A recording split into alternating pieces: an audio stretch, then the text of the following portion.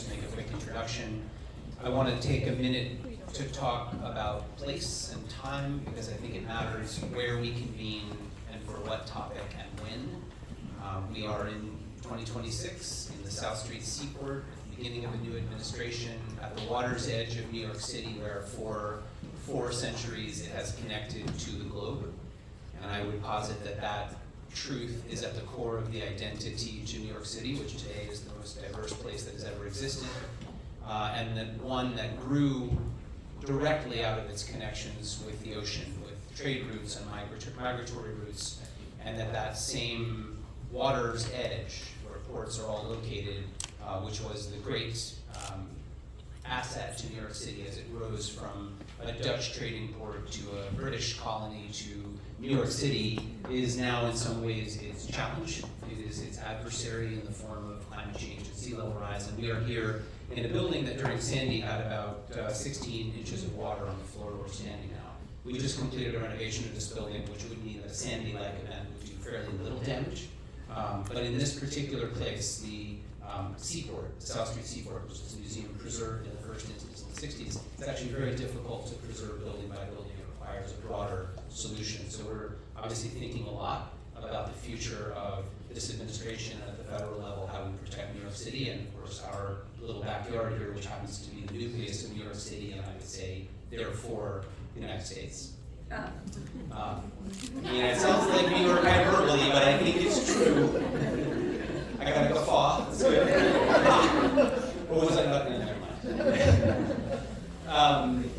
I want to just quickly say that this museum, which has existed since 1967 and started by volunteers before that, we do our work in the historic seaport. We do it on floating assets in the form of historic ships. I would encourage you all, before you leave, both to read the entry text to Maritime City, our permanent show, and to visit the galleries upstairs, but also to come back and visit our fleet of historic ships. We serve tens of thousands of people a year. It varies a lot on the year, but that includes New York City public school kids, New York City school kids in general, visitors, tourists, and programs. We had 2 weeks ago, roughly, we had 12,000 people join us for the holy holiday, the Indian holiday. That's a big day for us, 12,000. Today we have a smaller day with all of you, and what a lineup that we have here today, not only in the form of this august panel, but also the crowd that is convened here. So for those of you who are interested in being involved more, our website is available for sign up for a very sparse and very strange newsletter, which will keep you informed of not only things like this, but other things as well, and invite you to join as a member or otherwise. So with that, I would like to pass the mic to my friend and colleague, Julie Raskin, to kick this off, and I thank you very much for your time and attention.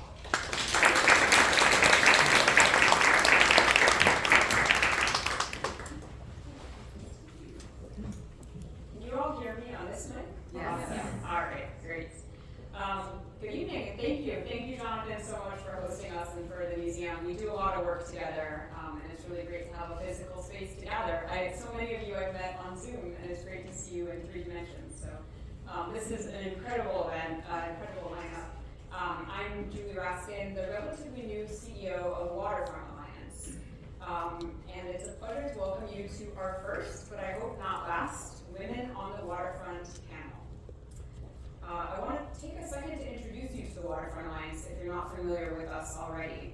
We were founded almost 20 years ago by a group of civic leaders, businesses, and foundations committed to reconnecting the people of the New York, New Jersey harbor region with its more than 1,600 miles of coastland.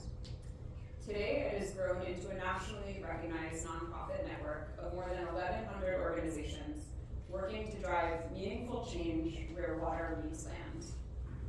We are building waterfronts that work for our future. And to me, that means they work for our people, they work for our economy, and they work for our climate. And we could not do that without the support of exceptional public leaders who recognize the importance of that work. So for tonight's discussion, we are joined by 4 of the most powerful women shaping the New York, New Jersey harbor region.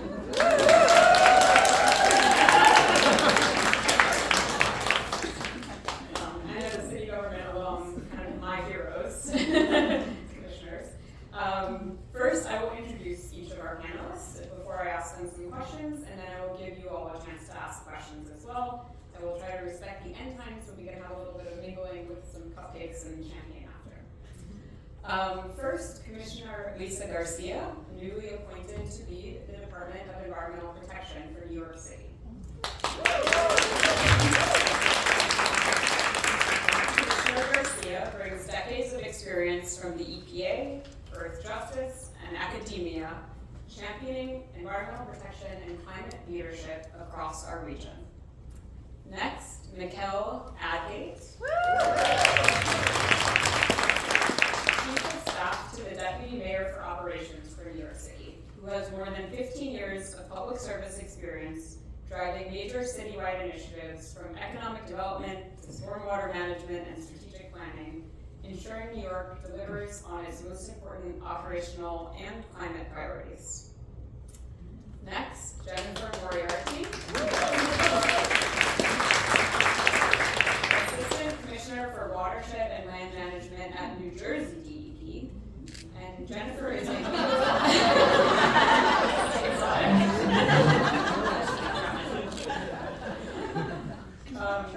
Commissioner Moriarty is a legal and regulatory expert whose work on land use, wetlands protection, and the REAL, R-E-A-L, rule is reshaping how we approach resilience and nature-based solutions.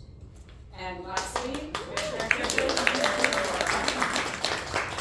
New York City's Parks Commissioner, who brings extensive experience leading waterfront resiliency projects, overseeing East River Park's reopening, huge, guiding wildfire response in Inwood Hill Park, and strengthening public spaces for New Yorkers across all 5 boroughs.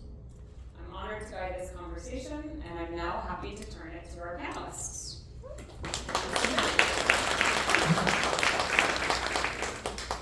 So I have an opening question that's for all of you, and then I'll go into questions for each of you. So you are all leading agencies or directing groups of agencies that are making important decisions at the water's edge. What does leadership on the waterfront mean in this moment of accelerating climate change? Anyone can take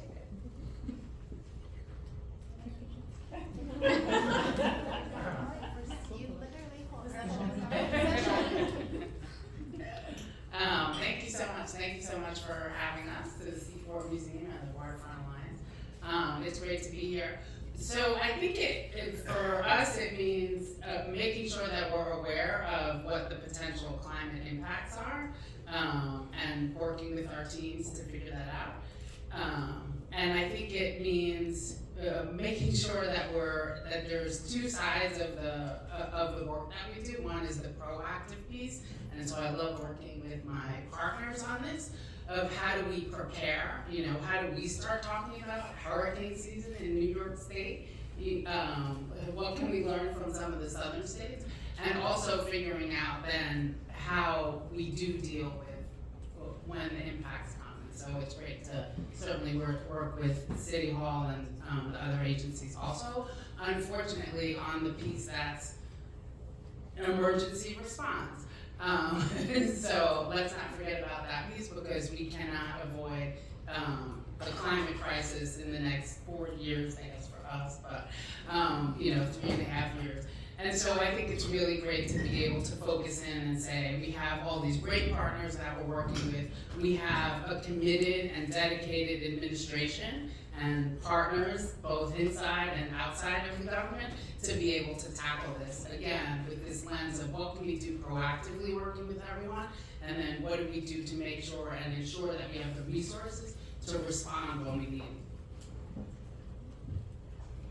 Yeah, and I also want to say thank you to the Waterfront Alliance and the Seaport Museum for having us.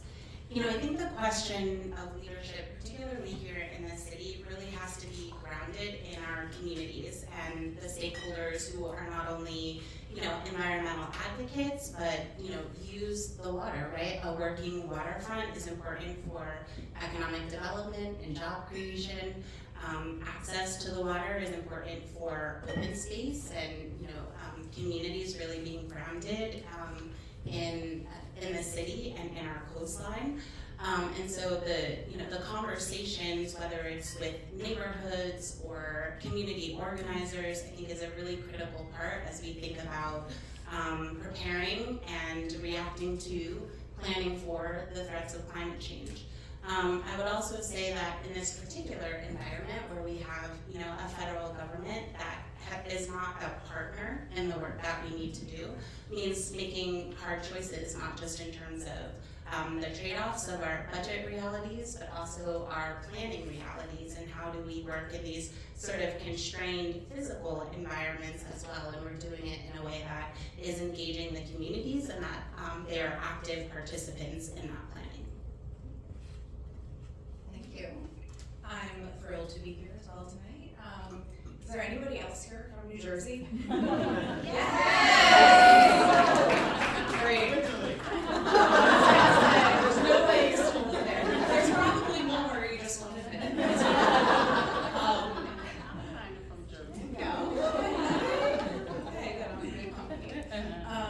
So for me, I think it has come down to not being afraid to be really bold, to do things that people might not always understand or like at first, and finding a way to get to what they care about, to make them understand why this is important. If you are somebody sitting at home, you're not being briefed on science on a weekly basis, and you're not reading the reports, and you're not directly responding to disasters and flooding that happens on sunny days, you don't necessarily understand why we're now saying, we need to build things higher, and we need to make stormwater systems work better, and we're going to invest money and resources into doing that. And so finding a way to really communicate that has been important, and also being able to see that this is we have to attack this from multiple fronts. Big resilience projects, my program is responsible for, but also regulating responsibly, looking to the future, taking care of public access, working waterfronts, making sure that all of these things that we all care about can be preserved at the waterfront in the future, but making sure that the uses going into the future make sense for what we know the situation's gonna be. And it's a challenge, but seeing this many people in a room to talk about it is really heartening. So. Hi everybody, I'm so happy to be here, and thank you again for the invitation. Thanks for meeting everybody. I just really want to emphasize and uplift a couple of things that my fellow panelists had mentioned, and maybe just add a little bit of a twist to this. I mean, I think it is, you are so right, it is about being, leadership in this moment does mean being decisive, being brave, and thinking through, not just being reactive, but thinking through planning for the future so that we can best prepare our communities for whatever comes that way, and particularly in this moment being brave given the uncertainty of budget or support coming from the federal government. I'll just say, because this is women on the waterfront, and because I am so honored to be joined by all women, that I think that when you think about leadership in the waterfront, particularly when we have a lot of female leadership in these roles, I think that it does, I like to think at least that it does lead to a lot more collaboration and creativity that across agencies, and we were talking about this right beforehand, but it does kind of also think to the point made before that there is a high level of kind of thinking through comprehensive projects. So not just what's going to plug this hole, but what is going to be the best long term, comprehensively. Even if that means the bigger ask, even if that means a bigger disturbance, even if that means kind of having to work with more regulation or more community members in making sure everybody's on board and on the same page. I think that really that is what I like to think comes out of a lot of female-driven leadership when we're thinking about very, very vital infrastructure. And then I'd only also like to just emphasize what our chief of staff mentioned, in that parks specifically, while I'm so thrilled to partner with our sister agencies, I think that parks really recognizes the human component of our work, particularly. We don't want to just put up a higher wall. We want basketball courts, and we want garden space, and we want community conference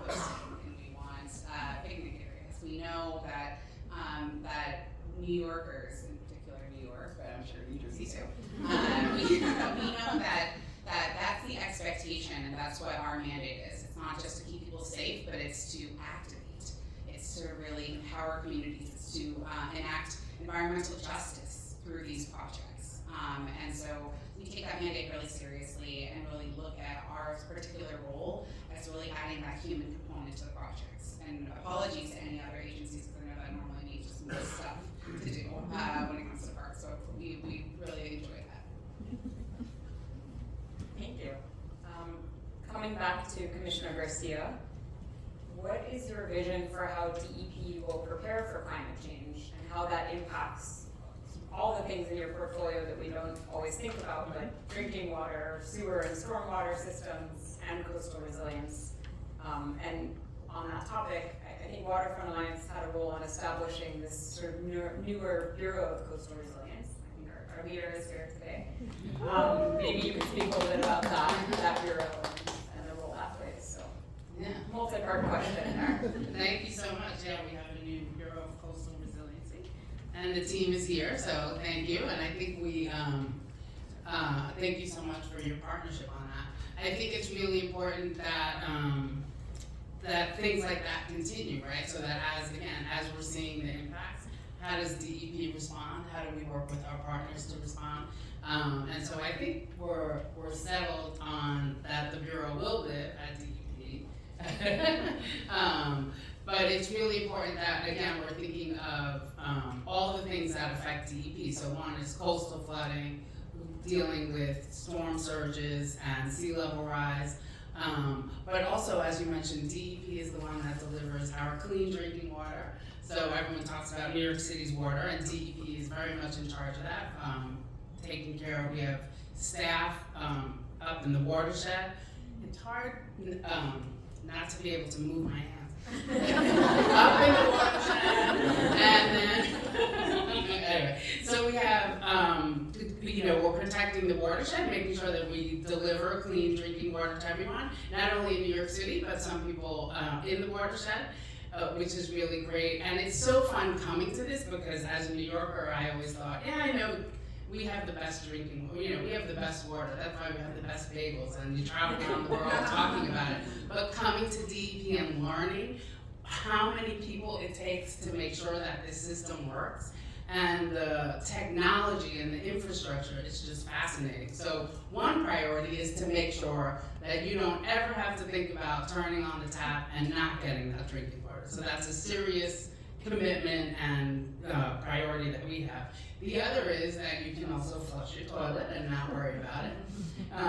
That would be a flush your toilet and not worry about it. It just goes away. But DEP is very much in charge of that. And so interestingly, when we talk about climate change, it's also then thinking about what are we doing with the stronger storm events and the intensity of rain and dealing with that stormwater that is overwhelming our system as we're taking it away. And again, the sea level rise and storm surges, the inland flooding. So it's trying to figure out all of that as we continue to, as I said, kind of deliver the basic services for New York City. So one thing that I think about in this realm of how are we now adding on, or we have been adding on this the climate impacts, is one thinking about our workers. And I know that we think about this, so it is about the people, but in an agency it's also about our workers. So during the storm and everyone was looking at their phone, it's 5 degrees, I'm not going out. We had teams out there fixing water main breaks. And we need to make sure that we're protecting them. And then in the summer, right, now we're dealing with higher heat days or heat waves. How do we make sure that our workers can respond? And that makes sure then that their families are gonna be okay. So I feel like everything's all connected. And so I think about the workers and how we ensure that our teams are prepared and have the resources for this. The other thing is protecting our infrastructure. So as we talk about sea level rise and storm surges, we have wastewater treatment plants on the river or on right in the harbor. And so we need to make sure that we're also protecting our infrastructure. And so there's so many things that we, while we think about people, how also our infrastructure is dealing with all of these climate issues. Anyway, so I just wanted to mention, you know, we're responding to flooding. Last year, or in 2024, we had to respond to droughts. So not only water quality, but quantity, making sure that we are reducing our water intake, water conservation. Anyway, so there's so many things when we talk about dealing with climate impacts and how an agency thinks of it. It's not sexy, but it is something that we need to think about because it's all connected. And so we do want to ensure that people get out to the waterfront and enjoy and that they're protected. And that's kind of all the things that we're thinking about on the inside and the great teams that we work with to be able to do it. I don't know. You can pass it to, also there are a number of seats in the front if anyone wants to take a moment and It's the find a scary seat. front row. People make eye contact with me the entire time. We will not call on you, promise. Mikelle, given your position as sort of a central point of city operations and your experiences working in various city agencies, what do you think effective cross-agency collaboration looks like when delivering on climate and waterfront projects? And maybe if you have an example of when that went right. Yeah, I really appreciate this question. So one of the benefits of having Deputy Mayor Kersen in her role is that she has this very rich history of delivering large-scale mega infrastructure projects. And you cannot deliver at that scale without a lot of interagency coordination, collaboration. Sometimes that goes well, sometimes that is challenging, right? Even if agencies are all aligned to the same end goal, right? They have their own risks that they need to mitigate, their own coordination, their own staffing that they need to plan for. And so she's really set a tone that in this administration, like, we will work together and we will play nice in the sandbox and we will get to alignment on the most challenging issues that we need to face. And I think one of the reasons why that posture is so important is just the scale that we're talking about here in New York City, right? 520 miles of coastline, 14 wastewater treatment plants. Everything that we do is massive when you're trying to protect 8.5 million people, while also protecting, some of the largest and most complicated infrastructure in the country, if not in the world, just given the scale and the size. I think there's a lot of examples where that coordination has gone well. I have a lot of DEP friends in the audience, which is very exciting. And I started my career at DEP in what was then called the Office of Green Infrastructure. And the work that was starting was about how can we manage stormwater runoff to reduce combined sewer overflows. At that time, the buzzword was sustainability, right? We weren't really talking about resiliency until after Sandy.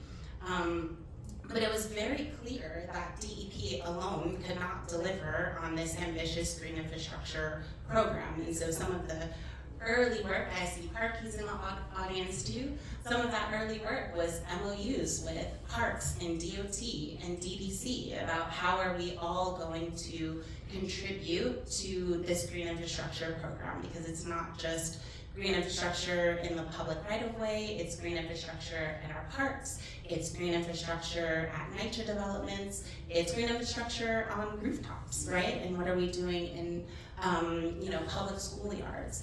And so I think the amazing work that the green infrastructure team has done and continues to do really demonstrates what effective coordination can mean, because it really has delivered, the largest green infrastructure program that, from design, construction to maintenance, all requires a lot of interagency coordination. Commissioner Moriarty, can you tell us about the NJREAL rule, and how it will reshape coastal planning, and maybe some of the lessons you've learned? Absolutely. So like any government agency worth its salt, we've got about 5 million acronyms that go with this rulemaking. But yes, REAL, Resilient Environments and Landscapes, which is part of the larger PACT, Protecting Against Climate Threats, is something that we started back in 2020 under the prior governor. And essentially what we were charged with was take a look at the science, look at the latest trends and data, and figure out if we're regulating appropriately to be resilient and to protect people and structures and the economy from climate change impacts. And so we looked first at precipitation data, and this kind of came right around the time of Hurricane Ida, which was an intense riverine event. There was significant loss of life and terrible flash flooding that really destroyed a lot of homes in areas that never flooded before. And so that, we took a look at the precipitation data, and I guess in that time, we were fortunate in that it just happened, and this is that, that effect that we see is very unfortunate, that people get on board right after an event, right after a tragedy. But people really did not fight that. We said our trends and our flood mapping are based on the way it rained years and years ago, decades ago. It does not rain like that anymore. And what we're seeing is that FEMA's mapping is about 2 feet off. And so we need to start regulating 2 feet higher in riverine areas. And so we passed that piece of the rule first. It's been implemented. It really has not been a problem. Then we came along to, well, now we need to address tidal areas and we need to look at the coast. And that's the real rule. That I don't know if anyone in here has heard of it, but it has been highly talked about and controversial. And we are forging ahead with it, but what it did, again, we looked at, we convened about 19 climate scientists who pulled together a report and showed that there's going to be about 4 feet of sea level rise along New Jersey's coast by 2100. And so we sat there and said, okay, we're permitting things today that are going to be built. We certainly expect them, like my home, probably many of your homes, structures all around us, they're gonna be here in 2100. Our kids, our grandkids are going to need those buildings to still be safe. And so we based our regulations on building 4 feet higher than what FEMA's mapping shows. In addition, there are stormwater improvements. One big environmental justice item that was included in that is to make sure that redeveloped surfaces, where you're putting more impervious on a redeveloped area, we are treating that with doing appropriate water quality and water quantity treatment there, which we weren't previously. And of course, this impacts our urban areas disproportionately, and it creates a major environmental justice concern. So that was another really positive thing that we did there. But the lessons learned from that, it's been really eye-opening to see the level of pushback on elevating homes at the shore. When you start, I'm sure it's the same in New York, but we love our Jersey Shore. I'm not just talking about Mississippi. We love it. And the people there have a lot of money. And they don't want, there's been, I think the thing to take away is when you're going to take bold action like that, you've got to be armed and ready with social media, marketing, ready to defend. We were not ready for this. And we found ourselves on our heels playing catch up to the misinformation.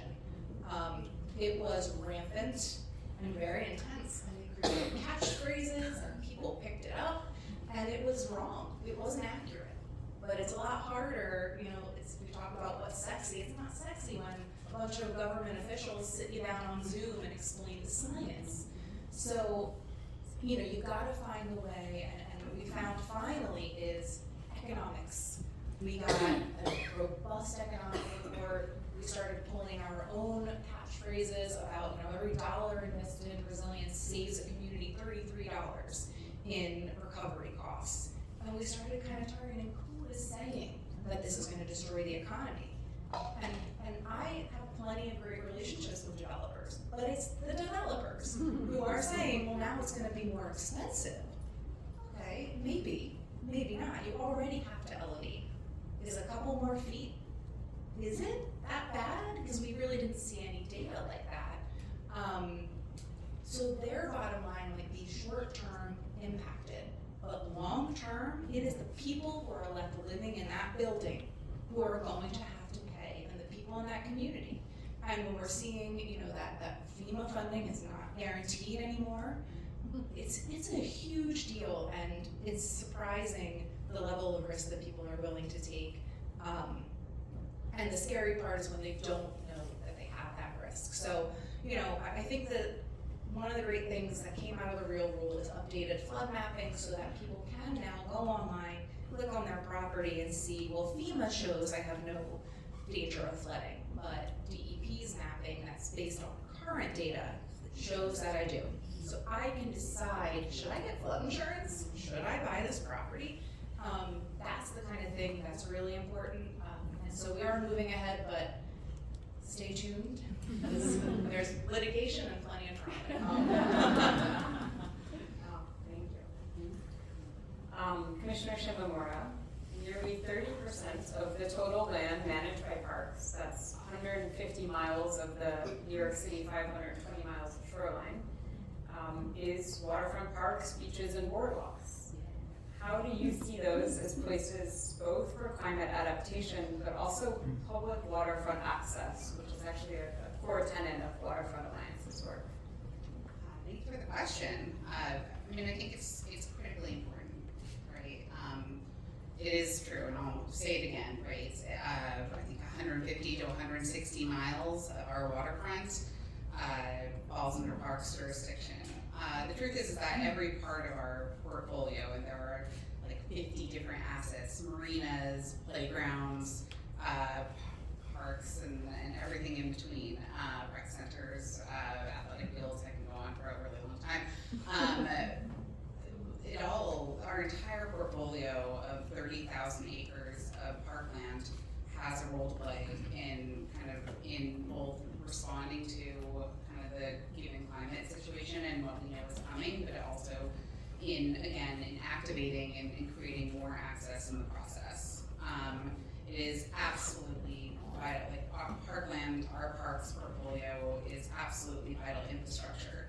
That was a big push over the last my last two predecessors was kind of trying to make people understand that parkland is not a luxury. It's not something that that is just nice to have. It is an absolute necessity, and in the context of resiliency, in the context of kind of vital infrastructure, we need to be treating it as such and investing in it as such, and thinking through, yes, this absolute significance of raising up our shorelines, or caring for our natural areas, or returning our natural marshlands to the way they are, because we know that ultimately that helps slow the water down and soak up more of the water. But it's also realizing, as I said before, that there's a real human component to this, and parks is uniquely kind of situated in order to kind of translate that human component and work with our sister agencies into really delivering projects that do create more access and do have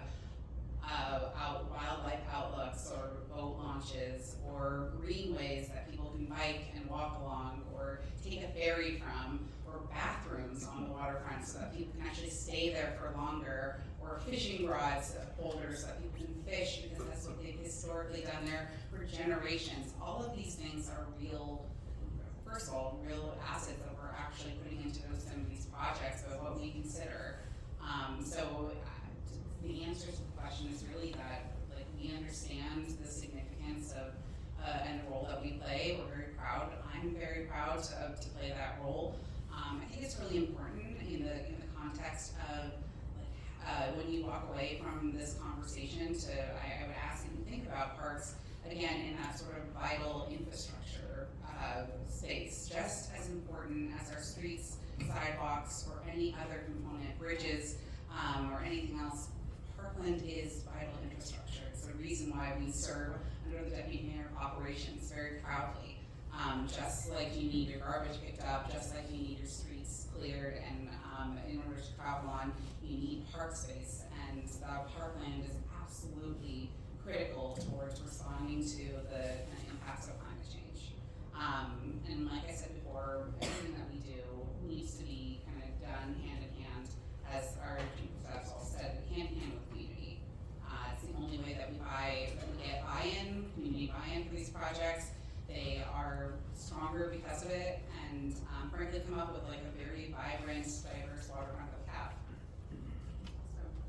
All right, well, I have like 20 more questions, but I want to turn it to you all, so we're gonna do a lightning round for the last question. If you could say in 30 seconds or less, one big policy, plan, or project along the waterfront that we should track under your tenure. Just name it. Only because it's happening this summer. Orchard Beach. Yes. Over $100 million going into reopening a portion of Orchard Beach in the Bronx. One of the best beaches, by the way. Also you can do hiking, also you can go play. It'll be reopening up the pavilion, more public restrooms. Reopening up space has been closed down for generations. This is the summer of Orchard Beach. I've been saying it through my agency. Really and truly, it's projects like this, understanding that Orchard Beach was like a WPA era kind of structure. This was like also under a whole other thing, but like a big public works, under like a big public works mayor, somebody who's like big into big infrastructure, big public works. That's where Orchard Beach came from. And frankly, we haven't invested in it since then. This is a massive project talking about creating more access, creating opportunities for people to enjoy the waterfront, to understand their significance and their role in kind of our natural area restoration, but also in just enjoying the beachfront in the Bronx. I will see you all there. It is going to be bumping.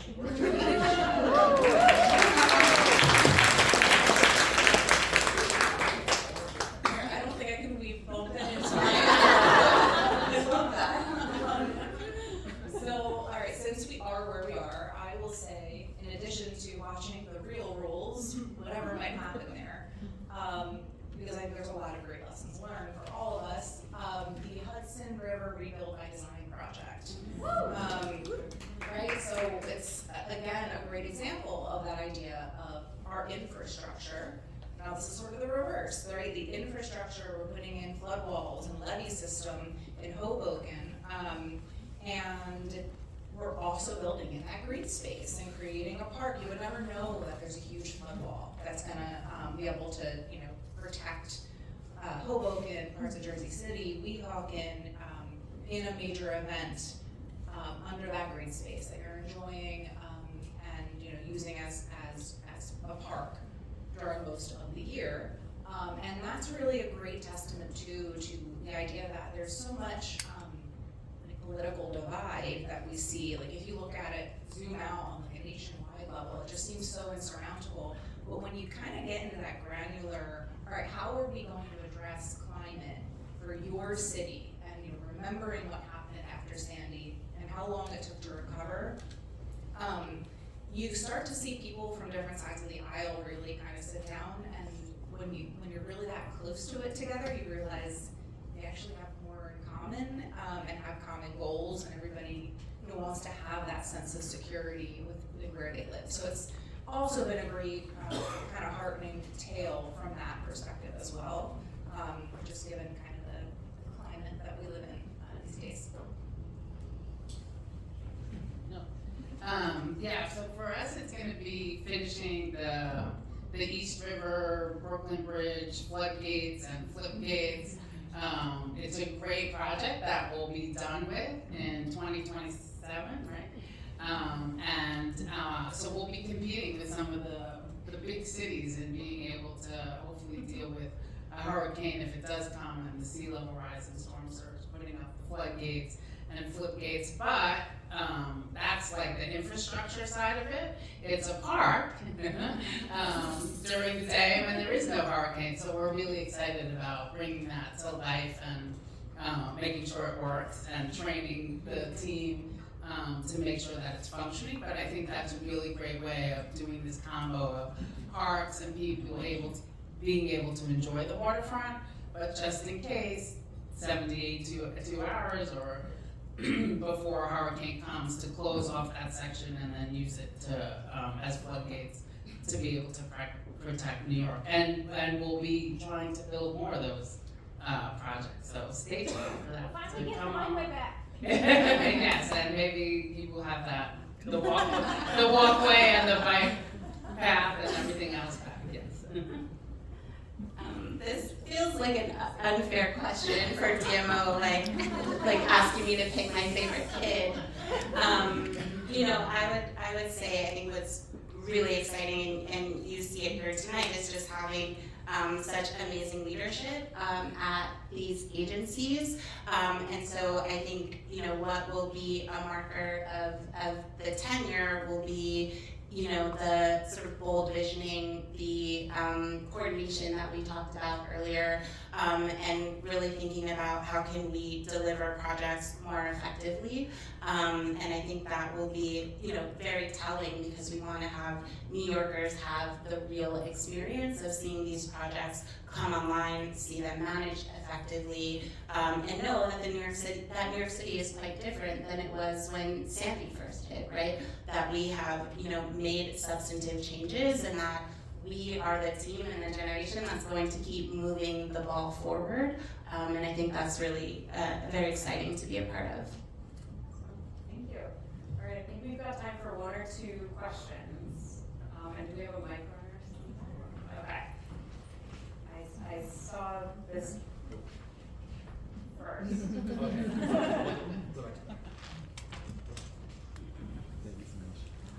Thank you all.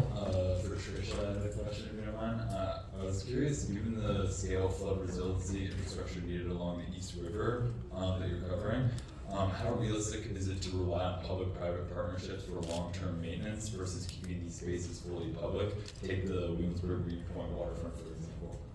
It's a great question, thank you. I mean, I think that in situations in terms of like maintenance and situations in terms of like with the goal of providing the highest service of programs and services through New York City parks, the answer is not this or that, it's a this and that sort of situation.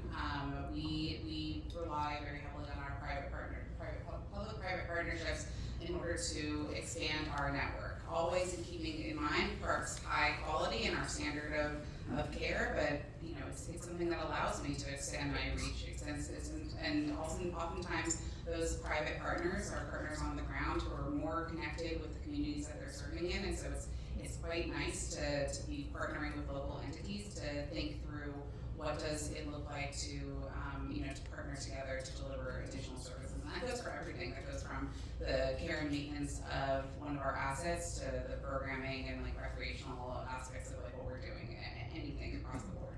That does not replace the incredible kind of workers and staff and technical skills that we have in-house. And so when it comes to something that's as diverse and as vast as the portfolio that we have, 30,000 acres, on our waterfront in particular, and I live on the other side of that, on the Manhattan side, we think about it all the time. You know, it's an and situation. We frankly not even only at parks, but we also partner with EDC to help maintain some of our waterfront.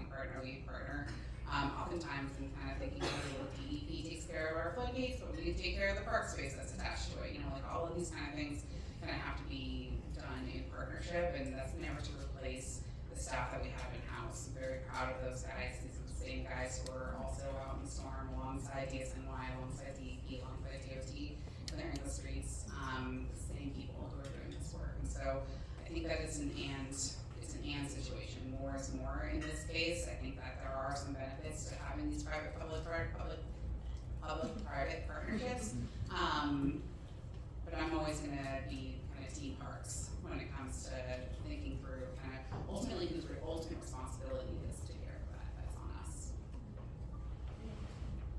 Another question? Hello, this has been wonderful. Thank you. My name is Jennifer. So climate anxiety is a big term, a very common term, and I I'm curious for you all, thinking about climate optimism, what's something that you're hoping either in building a new labor force or types of projects, ways of working? Where do you hope to see that maybe in the next 20 years from your respective departments? That's hard, sorry.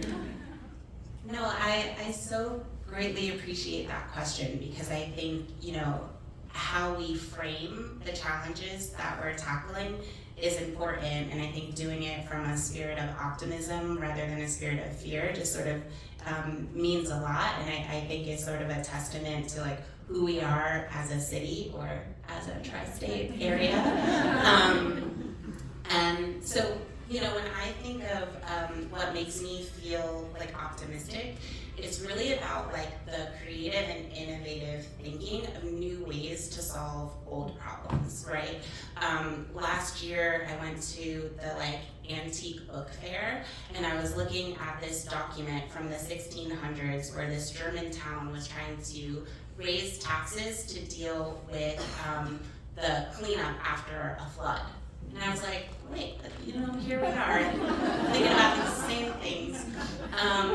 But, you know, and today we're thinking about like creative financing mechanisms, and we're thinking about innovative partnerships, and we're thinking about, you know, we talked about the scale of some of our challenges and how can we, you know, things like alternative delivery when it comes to infrastructure projects and, you know, new ways to maintain. And so I think that the mindset of collaboration and innovation is really a factor in the work that we're doing, and that makes me very optimistic as I think about you know, how we're embracing, you know, the challenges of today. Now, don't get me wrong, there are some days that I wake up in the middle of the night terrified, but the majority of the time is spent, you know, working with the agencies that are really, you know, leading from, you know, a spirit of like, what can we do, rather than what can't we do. Great. We've got one more. In the front row here, we can just hand this mic to us. Okay, great. Hi, sort of building off of that, I think there's an aspect of resilience that's so critical, which is social resilience and social infrastructure. So we talk a lot about physical infrastructure, but in that spirit of, you know, being positive and what the climate optimism is, how do you see these projects as an opportunity to build social resilience? I'll start, and then if anyone else has thoughts, just chime in. I think one of the things that is going to really be telling is when we start to see those successes. You know, when the storm comes and that, you know, the wall works, or when the floodwaters go under your house and you didn't have any damage.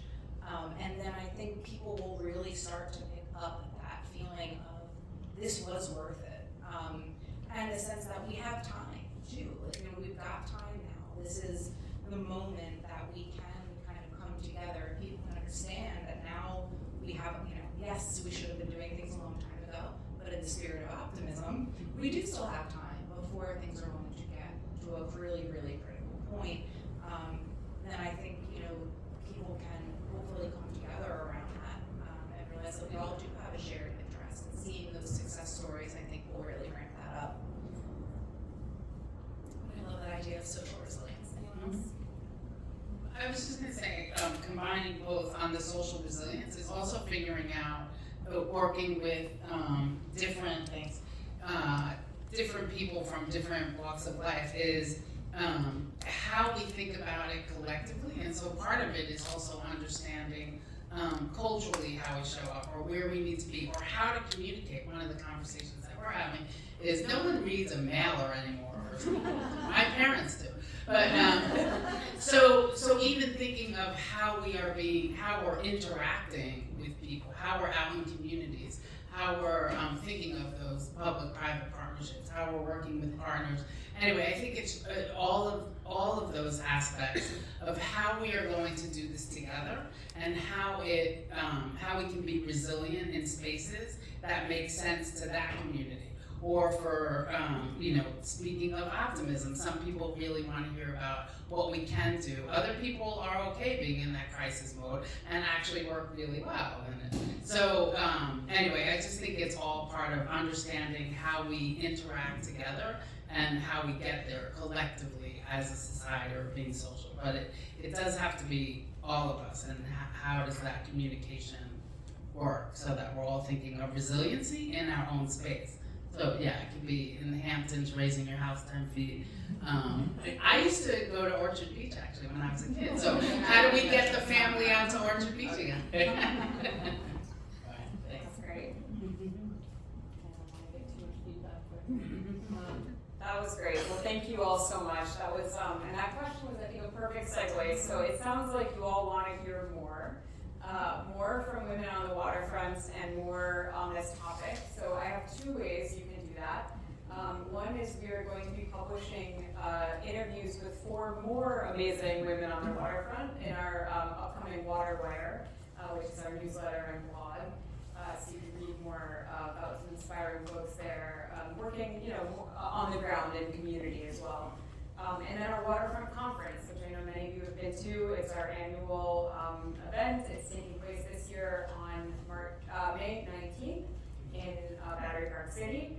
And we will have topics ranging from social resilience to nature-based solutions to financing to public access and all of it and more.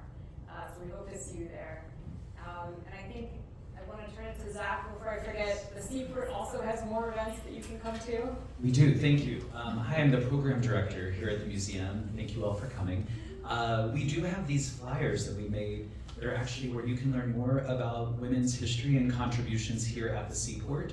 So we have a women's history tour called Women Who Wowed, which starts here in the neighborhood and goes all around the district. Also an event called She Shaped the Seaport. That's with secrets and lies. So it's going to be these really fun historical stories where some of them are true, one's a lie. And if you guess the correct one that's a lie, you get a prize. Spoiler alert, that prize is a free sail on our 1885 schooner, which starts in May, which is also a great program you should look at. That's actually going to be on board our 1885 cargo ship out on Pier 16. And that is happening on April 30th. And then first to hear it. You're the first to hear it. It just went live tonight. And May 9th, we have an event called the Women of Coenties Slip, which is all about Agnes Martin, Lenore Tawney, and Crissa. There'll be new films about them that are premiering, some amazing scholars. One of them is Prudence Pfeiffer from MoMA, who wrote a great book. And you'll be the first ones that could reserve that. So you should do that. If you have any questions, let me know. We also have a fun maritime karaoke night that's happening the first week of April. A queer history series about queer sailors and shanties, like lots of fun stuff. Ask me or Esme over there, and we're so happy that you all came. Thank you.